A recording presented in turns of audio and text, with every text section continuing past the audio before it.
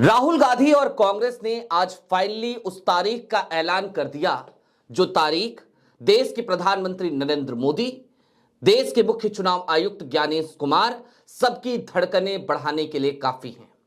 हालांकि 18 नवंबर को जब बैठक हुई थी तभी इस बात का ऐलान कर दिया गया था कि अब वोट चोरी के मुद्दे पर सड़क पर उतरेगी कांग्रेस। आज की तारीख में देश के अलग अलग हिस्सों से वो तस्वीरें भी आई जब कांग्रेस सड़क पर उतरते हुए नजर आई और सिर्फ कांग्रेस नहीं उतरी बल्कि बहुत सारे मतदाता भी कांग्रेस के साथ जुड़कर सड़क पर उतरते हुए नजर आए। लेकिन इन सब के दरमियान वो तारीख जो सबसे ज्यादा महत्वपूर्ण है, एक तरफ देश में संसद चल रही होगी तो दूसरी तरफ दिल्ली में लाखों की तादाद में लोग इकट्ठा होंगे ज्ञानेश कुमार के दफ्तर से कुछ ही दूरी पर, और आलम यह होगा कि खुलकर हल्ला बोल किया जा रहा होगा वोट चोरी के खिलाफ। एक तरफ सदन में प्रधानमंत्री नरेंद्र मोदी, गृह मंत्री अमित शाह होंगे तो दूसरी तरफ दिल्ली की सड़कों पर राहुल गांधी, मल्लिकार्जुन खड़गे, कांग्रेस के तमाम नेता, तमाम मुख्यमंत्री, तमाम उप मुख्यमंत्री, और इन सब से निश्चित तौर पर ज्ञानेश कुमार की कुर्सी हिलेगी। लेकिन बात सिर्फ इतनी ही नहीं है, एक एफआईआर भी दर्ज हो गई है और यह एफआईआर कहीं और नहीं बल्कि कांग्रेस शासित एक प्रदेश में दर्ज कराई गई है। ज्ञानेश कुमार वहां भी आपको फंसते हुए नजर आएंगे। वोट चोरी पर बहुत सारी खबरें आज की तारीख में हैं, लिहाजा इस वीडियो में अंत तक जरूर बने रहिएगा। नमस्कार, मैं स्वप्निल और आप मुद्दा देख रहे हैं। आगे बढ़े उससे पहले वही छोटी सी अपील। मुद्दा इन दिनों एक गंभीर आर्थिक संकट से जूझ रहा है। एक तरफ हमारे मेन बैंक अकाउंट फ्रीज चल रहे हैं तो दूसरी तरफ हमारे 2.5 साल पुराने चैनल को लंबे समय तक छीन कर रखा गया था। ऐसे में डे टू डे ऑपरेशंस में मुद्दा को काफी मुश्किलों का सामना करना पड़ता है। लिहाजा आपसे गुजारिश है, यदि आप चाहें, यदि आप सक्षम हो तो मुद्दा की छोटी छोटी मदद जरूर कीजिएगा। इसके लिए आप स्क्रीन पर दिख रहे क्यूआर कोड या फिर के नीचे दिख रहे यूपीआई नंबर का इस्तेमाल कर सकते हैं। अब आगे बढ़ते हैं और खबरों के उस सिलसिले को शुरू करते हैं। एक एक करके आपको सबसे पहले हम कुछ खबरें ही दिखा देते हैं। वोट चोरी मामले में शुरू हुई पुलिस जांच, फर्जी वोटरों के आरोप पर कर्नाटका में एफआईआर दर्ज। कांग्रेस की सरकार है कर्नाटक में। कांग्रेस ने, राहुल गांधी ने कर्नाटक की वोट चोरी से ही वोट चोरी श्रृंखला वाली प्रेस कॉन्फ्रेंसेस की शुरुआत करी थी। उसके बाद जाकर के हरियाणा का जिक्र आया और अब बिहार पर भी बहुत जल्द कांग्रेस एक प्रेस कॉन्फ्रेंस करने वाली है। इसके अलावा मैं आपको हिलती हुई सत्ता, डरती हुई सत्ता और सियासत दिखाना चाहता हूं। आपकी स्क्रीन पर कमलनाथ, मध्य प्रदेश के पूर्व मुख्यमंत्री, उनका एक ट्वीट है। अक्सर आपने एक ट्विटर यूजर को देखा होगा, मंजीत घोषी को। मध्य प्रदेश के रहने वाले मंजीत लगातार लोकतंत्र की लड़ाई लड़ते हुए नजर आते हैं। मंजीत ने वोट चोरी के मुद्दे को लेकर सोशल मीडिया पे पोस्ट भी किए थे और इन सब के बीच उनकी गिरफ्तारी हो चुकी है। कमलनाथ ने बकायदा ट्वीट करते हुए यह जानकारी दी और कहा, वोट चोरी का मुद्दा उठाने पर मध्य प्रदेश के नरसिंहपुर के कांग्रेस के युवा साथी मंजीत घोषी के खिलाफ पहले दिल्ली और राजस्थान में एफआईआर दर्ज हुई और अब उन्हें जिस तरह से गिरफ्तार किया गया है वो निंदनीय है। मैं नरसिंहपुर में कांग्रेस कार्यकर्ताओं से आग्रह करता हूं कि वे मंजीत की हर संभव मदद करें। मैं भाजपा से भी कहना चाहता हूं कि सत्ता के नशे में अब व्यक्ति की आजादी का गला न घोटा जाए। भाजपा और निर्वाचन आयोग को अच्छी तरह समझ लेना चाहिए कि कांग्रेस का एक एक कार्यकर्ता वोट चोरी रोकने के लिए अपनी पूरी शक्ति से प्रयास करेगा और सत्ता का कोई जुल्म उसे रोक नहीं पाएगा। यह कमलनाथ का ऐलान था। और इन सब के बीच अब जरा उस ऐतिहासिक तारीख की तरफ भी बढ़ जाते हैं। आपकी स्क्रीन पर एक और खबर है। वोट चोरी और एसआईआर के विरोध में रामलीला मैदान में 14 दिसंबर को कांग्रेस की रैली।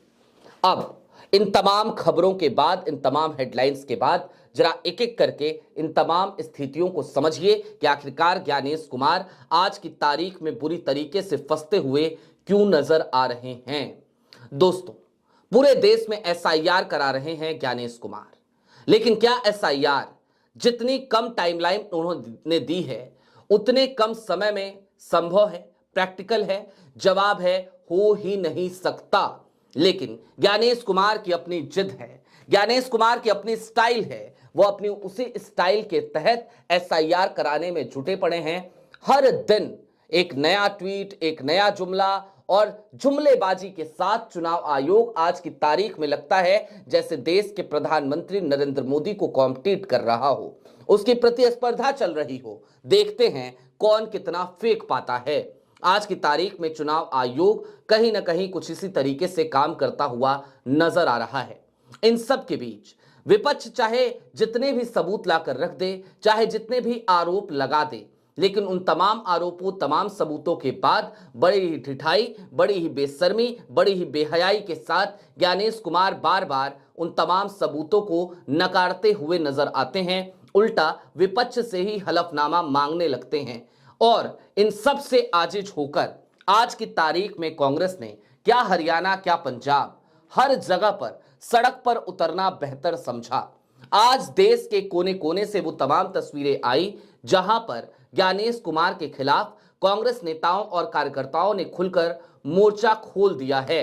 तमाम जगहों पर ज्ञानेश कुमार के पुतले भी जलाए गए, तमाम जगहों पर एसआईआर के खिलाफ मार्च भी निकाला गया। और सिर्फ कांग्रेस के नेता या कार्यकर्ता नहीं, बल्कि आम मतदाता, देश के जिम्मेदार नागरिक, वो भी आज कांग्रेस के साथ कंधे से कंधा मिलाकर चलते हुए नजर आए।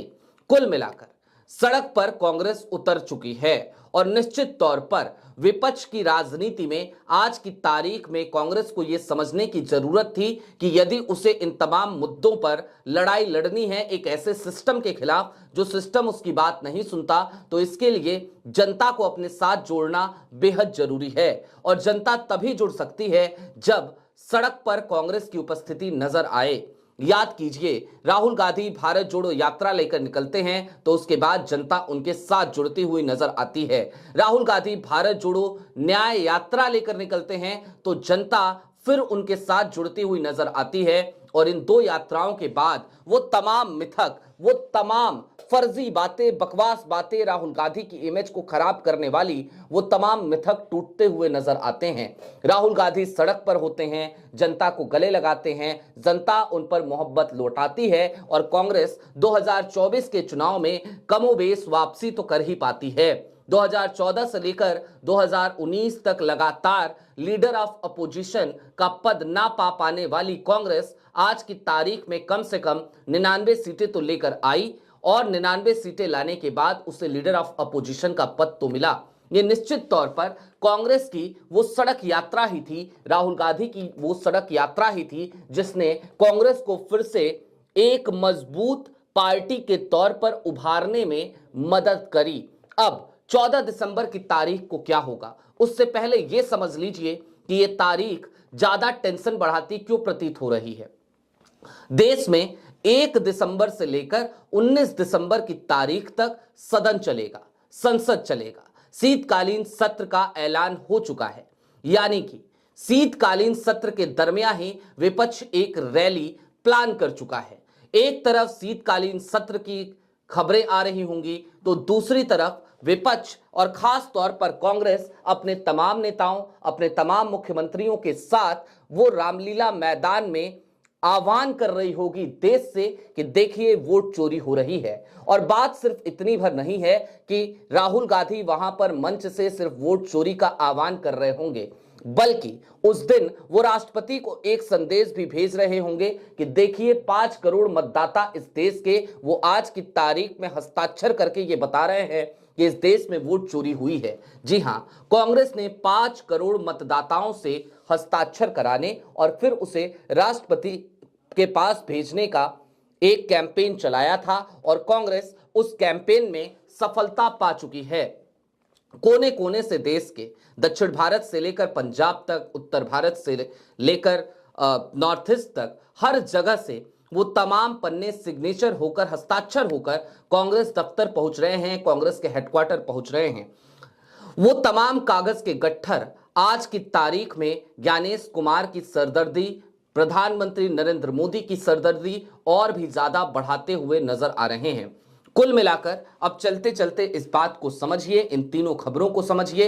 एक तरफ कर्नाटका में एफआईआर का दर्ज हो जाना, निश्चित तौर पर एक नई जांच का खुल जाना, और इससे ज्ञानेश कुमार के अधिकारियों की सांसें फूल जाएंगी, क्योंकि एफआईआर में यह कहा गया है कि दरअसल कर्नाटका में जो महादेवपुरा में वोट चोरी हुई, उसमें चुनाव आयोग के अधिकारियों के साथ साथ कुछ राजनीतिक दल के लोग भी शामिल थे और इन दोनों ने मिली भगत करके ये खेला किया है।